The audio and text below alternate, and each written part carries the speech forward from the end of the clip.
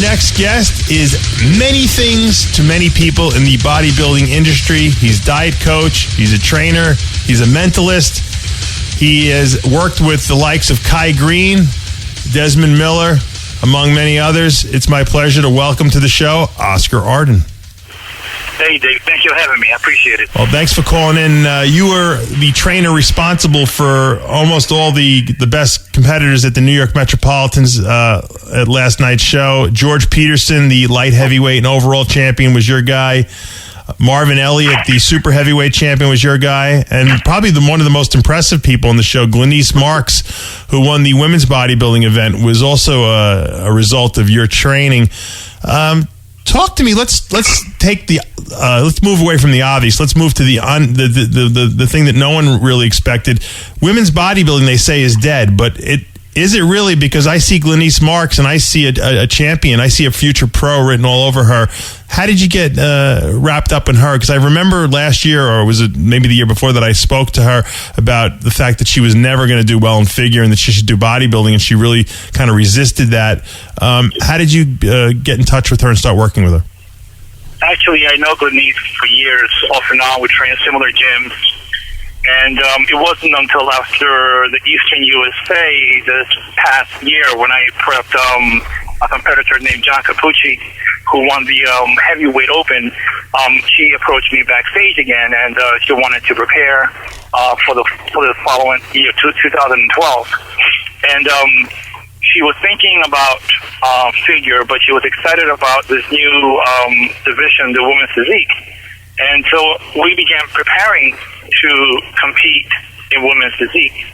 However, as the professional women's physique were going on, we got to see that, the standard for what they wanted as a female was definitely beneath what Glenise was developing like to be. She was, conditioned, muscularity, at the time, not that of a bodybuilder, but a lot more than a physique competitor. So we were kind of on the fence on what she was going to do. It wasn't until the actual morning of the show that we decided to switch over to bodybuilding. So I had to teach her a few poses that you need to practice. I think in women's physique, you do a few, 4 or 5 poses. But in bodybuilding, she had to do a last spread. It was all kind of last minute, but it all came together. I'm really proud of her, Yeah, she looked, I was very, very impressed with her. I'm not impressed with many people, but she really stood out, and, it gave hope to the division. That's what the division should be about. I mean, it should be, I like that look. That's a good look. I wish that they would make that about women's physique, but obviously that they don't want the women's physique competitors that hard. Will you move her right to the USA or the national level to see if she can get her pro card? Absolutely. Our next step is actually either the Junior USA or take some time off and do the USA in a few months. So, this is all new. We're talking about it now to see what the best course of action to take because she's excited, she's motivated. And, last time she competed at Eastern USA was 2008, and I think she took third in figure. And now she won women's bodybuilding, so she's excited and motivated. It must be, she's an athlete. When I talked to her in the interview, she told me that she's always been athletic. So for her, it's got to be frustrating as a figure competitor when you can't actually work out in the gym. You know what I mean? You have to almost find things to do that are athletic, but that are not going to build muscle. I mean, it's almost anticlimactic as a physique athlete, I would imagine. It is. You're 100% right. That's the reason. When she heard of women's physique, she's like, wow, I can train and I can diet, and that's great. And naturally, her body just got harder with the diet and the cardio. It just got better and better. And I remember seeing her about maybe 3 or 4 weeks before the show. I'm like, oh my God, this girl can step in the show and win right now. She was about 4 pounds away from competition. And I'm like, wow, maybe in my head I'm thinking she might be too much for women's physique. Let's see what happens. I tried to trim her down some more. She's just getting harder and harder. So I'm like, I don't know. So at the end, we made the right decision. Because if she had entered women's physique, I don't think she would have done so well. No, the funny thing is that you decided Saturday morning. I mean, you must have seen her Saturday morning. I mean, she was ridiculously shredded. It wasn't like, there would be no way she could have, done well in women's physique. I mean, she was so bodybuilder, ready. It's funny. Let's talk about George Peterson for a minute. Light heavyweight champion. The guy has got one of the best upper bodies in the sport that I've seen in a very long time. It's so impressive that, you know, his legs are not bad, but his legs kind of pale by because of that upper body. Is it true that this guy really just got into the sport recently? Yeah, you know what? I wasn't preparing him. I was preparing the super heavyweight winner, Marvin Elliott. And about 2 years ago, I told Marvin, you know, listen, I need to get a good training partner because of the type of training that I need you to do. I need you to have somebody that has a similar mindset, a similar belief, and, you know, maybe it doesn't have to be a competitor, but somebody that can push your training higher. So they found a mutual friend, and they connected with George, and they trained, they clicked, and they trained together, and they were going to compete together last year's Eastern USA. But when I saw them, I know they needed more work to do, so we decided to do this past next. But when I began working with George, probably last September, you know, I saw that, you know, his legs needed to come up, but he had such a strong work ethic, you know, and just for telling him to jump, he'll say how high. He's just like an ideal athlete to work with, you know. Plus Marvin and George train together, you know, so it's a great combination. And George is a great athlete and has a lot more potential. This is the first time he's competed, you know, at this level, and with his legs coming up some more and just filling in some other areas, he'll be a lot more dominant in the future. Now, the heavyweight winner, Antonio Champagnier, has to have been the favorite, I would think, going into this show. He's been a top 5 national competitor at several shows. He's got that Victor Martinez-looking physique. A lot of people thought that it was a foregone conclusion that he was going to come in here and win this one, especially when I saw him at the prejudging. I assumed that maybe he took the show too lightly because, you know, he was so dominant at that prejudging, although I didn't really like the dream tan he was wearing. I know you prep these guys not only nutritionally speaking and training-wise in the gym, but you also prep them mentally.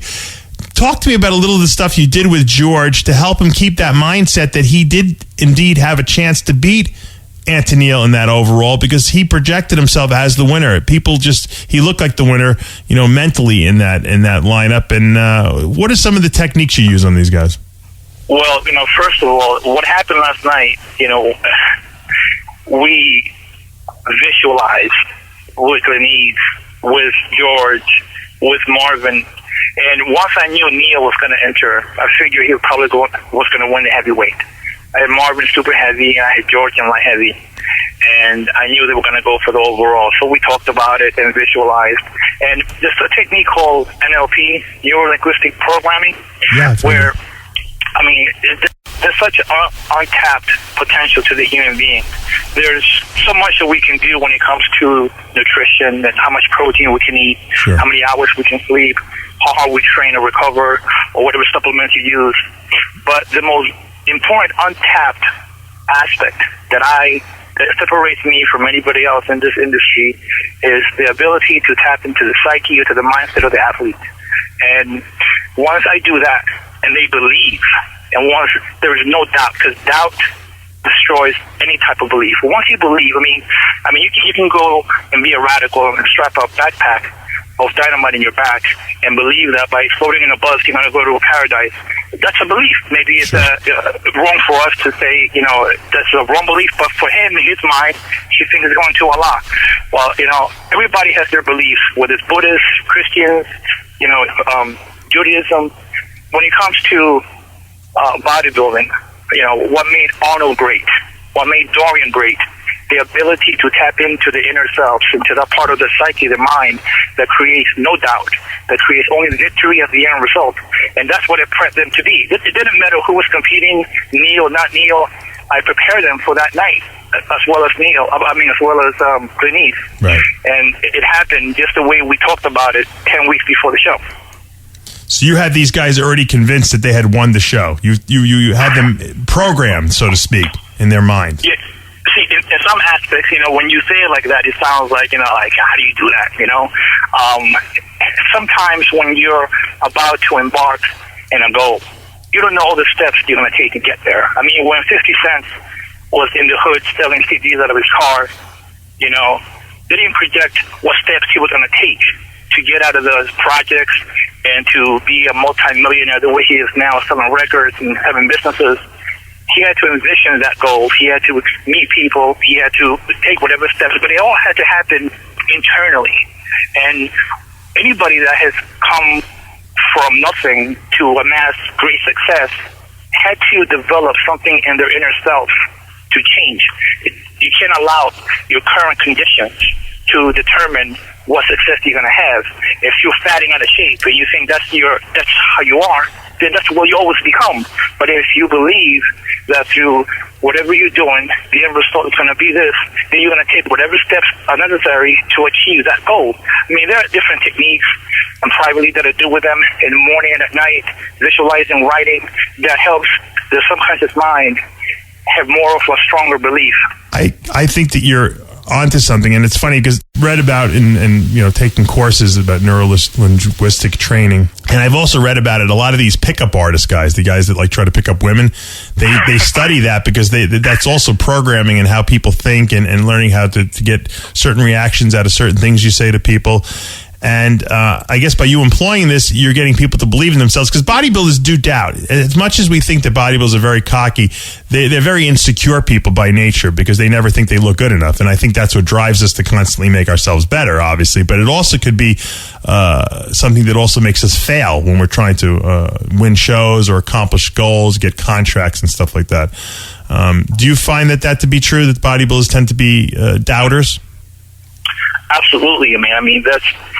This is we, as bodybuilders, they carry the sport wherever they go. It's not like they can leave it home, and if they see themselves in the mirror, or they see somebody that may look better that they're competing against, or maybe their body is not getting conditioned in time, or whatever may happen that causes them to doubt. Once the doubt creeps in, if it's not taken care of or addressed, that doubt will be the undoing when it comes to the day of the show. You have to have a belief, and belief comes from confidence, but confidence comes from doing. It doesn't come from just visualizing. Mm-hmm. Visualizing is just one of the steps in believing. But if you stay at home and believe, nothing's going to happen. You have to put actions behind that, and confident actions. And when you are confident, and confidence comes from doing, and you keep doing it on a daily basis, something great is going to amass. But you cannot have a possibility of failure that cannot enter your mind. Even you, Dave, when you were no longer working with MD and you started your own thing, it was going to make it or break. You did whatever you had to. You had to do it. And look at you now, 3 years later, the tremendous success.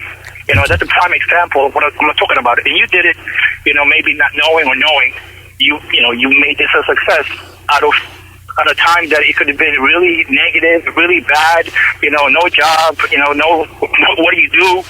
Out of something, you created something great. And that's exactly, you're a prime example of what I'm talking about. I have more awareness now about doing stuff like that than I did when I was competing. I don't think I had that awareness level, and I think that might have hurt me in a sense. Maybe it didn't allow me to win the big show that I needed to win. And you're right, the bodybuilders are doubters by nature. Let me ask you a question. You worked with Kai Greene longer than any person around who's dealt with Kai Greene. You know his mindset better than anyone. Do you think that he has a mental block, a degree of doubt about the Olympia? Because for some reason he cannot nail his conditioning for that one show, yet for countless other ones. Well, I know that initially when I worked with Kai back in 2006, I was prepping Desmond for the Nationals. And when I saw what it looked like then, Desmond looked like a pro. And even though Kai Greene was a pro back then, he looked like an amateur. His body was not just developed as it is now. And when we began talking about what shows to do or what to prepare for, his belief in himself was a lot less. Where he was telling me, Oscar, I just want to make it to the top 15 so I can do my posing routine. I'm like, what, top 15? I said, listen, if we're going to work together, let's try to make it to the top 5. Yeah. And then he's like, I really don't see myself, standing next to like Darren Charles or David Henry or Branch. Those guys are so far. He had that belief because of the past experiences where he competed. He was taking in the last call out or 19th place. So mentally, he was allowing circumstances to condition his mind that that's all he was good for, just a posing routine. Mm-hmm. And when I began working with him, he had like a lot of past stuff in his mind that we had to try to, I guess, suppress, clear out, and try to clear out and put good positive thoughts. We began by reading and showing him some videos, and then writing in a journal, and started reprogramming his mind. And then when his body began to change, he began to believe. And the more his body began to change, and the more he began writing in his journal and drawing, and he became a true believer. Mm-hmm. You know, I mean, before his first pro win, he had no contract. And before, like 12 weeks before the show, you know, we visualized, you know, his supplement contract, a magazine contract. And right after the show, he got a magazine contract. And he never, and a supplement contract with chemistry, who's now debunked. But at the time, he was like, "Wow, this stuff works," you know. And he began utilizing them more and more. And that's what we use, you know, to win the Colorado Pro, New York Pro, on the Classics. But when it comes to the Olympia, I don't know, man. That's a good question. You know, I haven't spoken to Kai since the 2010 Olympia, so I don't know where his mindset is.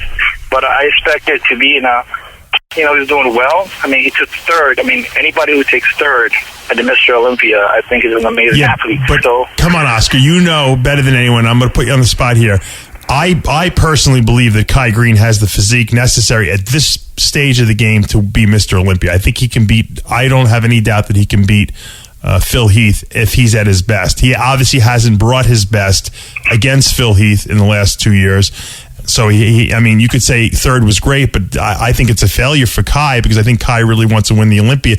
Do you think he's got some degree of, like, I don't know if I can win this thing in my head because he's failed so many times? I believe it's a little bit of mental, you know. I mean, at the 2009 Arnold, before I got to help him the last 2 weeks when he was training with Charles Gladwell. Right. The last 2 weeks I flew in. And I remember we just brought him down from 289 to about 255, and he won the Arnold, and then we got ready for the Australia. And I think those two shows are the best conditioning he's ever been in. If anybody looks at pictures Australia, definitely. Australia and Arnold, yeah, those two shows. If he comes with that conditioning, with this much size, it will be very difficult for anybody, I believe, and I will bet my money, my mortgage, anything, that Kai Greene has the potential to become Mr. Olympia. I have no doubt in my mind. And once he convinces himself 1,001% that is a fact, and that is the only thing that exists in his mind, it will happen. He'll do whatever it takes to make it happen. I agree with you 100%. Very well said, and because I think that he has all the tools, and I think you're right. I think there's a little degree of doubt there, maybe because it didn't come that easy to him. Some of the other things came a lot easier, and this is the pinnacle of the sport. So sometimes we think we're not worthy or something like that, and that creeps into our head and our thoughts. And maybe our dreams even. And I think you have to... How would you get rid of that? What do you do for that, Oscar? How do you deprogram that thinking pattern out of your mind? When it comes to somebody that close, you got to work with them closely, and you got to examine what they're thinking, and you got to... Because we are, as far as food, we are what we eat. And as far as the way our life is, the way we live in our house, our neighbors, our people, they are a result of our thoughts, and what kind of thoughts we have on a consistent basis. And I don't know what his thought pattern is now, and his thoughts are 1,001% on the end result, and having conviction, and knowing 100% that this will happen. And whatever negative thought may come, or whatever doubt may come, that has to be erased. And the best way to erase any negative thought is to see yourself achieving the end result. When you see yourself in a state of mastery, in a state of achieving the end result, the negative thoughts disappear. So, that's one way to program yourself. And if a person can do that, Kai or anybody can do that, the results will be tremendous. I agree. Well, Oscar, congratulations on George Peterson winning the overall, Marvin Elliott in the super heavies, and Glenise Marx in the women's bodybuilding. And I'm sure we got to see a lot more champions from you later this year. And thanks for taking the time to call into the show. Thank you, Dave, for having us, man. It was good to see you yesterday. You too, as always. That was the one and only Oscar Arden, the mentalist, I call him. I think that's my new nickname for him, the mentalist. He gets in people's heads, and he really he does erase the doubt, and there is a lot of doubt in the bodybuilding field. I know I was a bodybuilder. We all doubt ourselves at certain times. We look in the mirror. We don't think we look good enough. We could be Mr. Olympia-ish, or we could even be Mr. Olympia for that matter, and we can still doubt ourselves, and that's just comes with the territory. It's a very egocentric sport. We push ourselves to make ourselves better because we think we're never good enough, and so right there, the whole premise of what we do is based on doubt. And I think that Oscar's good in that sense, and he's certainly someone good to have on your side, and we appreciate him taking time out of his busy schedule. Obviously, we had an interesting show. We had the mentalist, and then we had the I don't even know what you would call an Ari Vox, but she is quite an interesting character. Obviously, she has no problem showing off her body and earning a living from it. And now she's switching gears and trying to, I guess you could say, earn a living, but make a mark on herself with her clothes on, or some of her clothes on at least. And it'll be interesting to see how she does in the NPC bikini division. Will she get her pro card? And that'll be fun to track and to watch, and I'm looking forward to going out to Las Vegas and following her around, because I'd love to see what she does on a 24-hour basis. Her life's got to be a hell of a lot more interesting than mine is, that's for sure. So I'd like to thank both of them for stopping by this week. Until next week, remember, with Heavy Muscle Radio, the truth hurts. Heavy Muscle Radio is a presentation of RxMuscle.com. The truth in bodybuilding. Tune in next week at the same time for another round with Dave Palumbo only on Heavy Muscle Radio.